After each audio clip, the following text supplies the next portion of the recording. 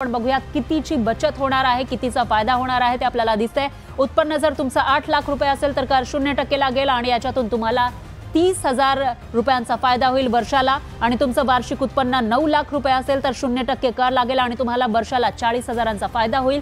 त्याचबरोबर 10 लाख रुपये तुमचं वार्षिक उत्पन्न असेल तर त्याच्यावरही 0% कर लागेल आणि तुम्हाला वर्षाला 50,000 रुपयांचा फायदा होईल।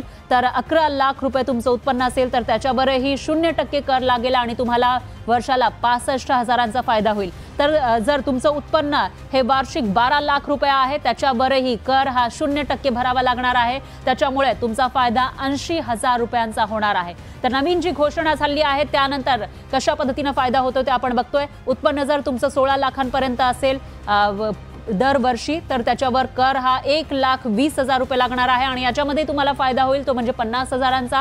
आणि तुमचं उत्पन्न जर 20 लाख रुपये असेल वार्षिक त्याच्यावर कर हा 2 लाखांचा लागेल आणि याच्यात तुम्हाला फायदा होणार आहे 90,000 रुपयांचा।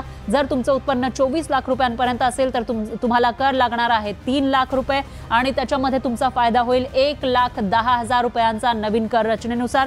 त्याचबरोबर तुमचं उत्पन्न जर 50 लाख रुपये असेल वार्षिक उत्पन्न तर त्याच्यावर 10,80,000 रुपये इतका कर लागेल। पण नवीन कर रचनेनुसार तुम्हाला याच्यामध्येही 1,10,000चा फायदा होणार आहे।